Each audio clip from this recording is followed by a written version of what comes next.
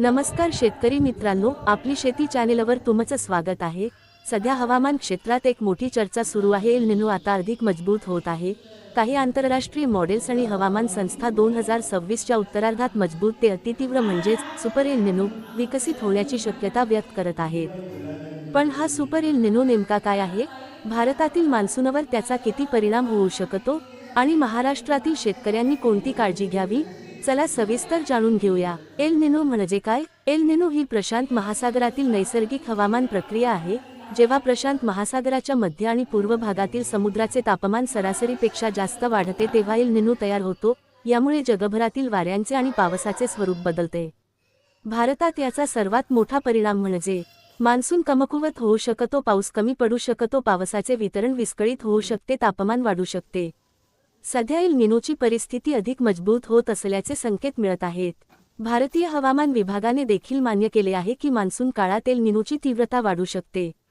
यामुळे IMDने 2026च्या संपूर्ण मान्सूनसाठी देशभरात फक्त 90% सरासरी पावसाचा अंदाज दिला आहे। म्हणजेच यंदाचा मान्सून बिलो नॉर्मल श्रेणीत राहू शकतो। जर एल निनो आणखी मजबूत झाला तर जून ते सप्टेंबर काळात पावसाचे प्रमाण कमी राहू शकते। पावसामध्ये मोठे खंड पडू शकतात। काही भागांत अतिवृष्टी तर काही भागांत दुष्काळासारखी परिस्थिती निर्माण होऊ शकते। परिणामी जलसाठे आणि धरणांमध्ये पाण्याची आवक कमी होऊ शकते। याचा खरीप पिकांवर परिणाम होऊ शकतो, विशेषतः सोयाबीन, तूर, उडीद, मूग, कापूस या पिकांवर परिणाम होण्याची शक्यता असते। महाराष्ट्रासाठी काय परिस्थिती आहे बघायचं झालं तर सध्या विदर्भ, मराठवाडा आणि मध्य महाराष्ट्रातील अनेक भागांमध्ये पावसाची तूट दिसून येत आहे।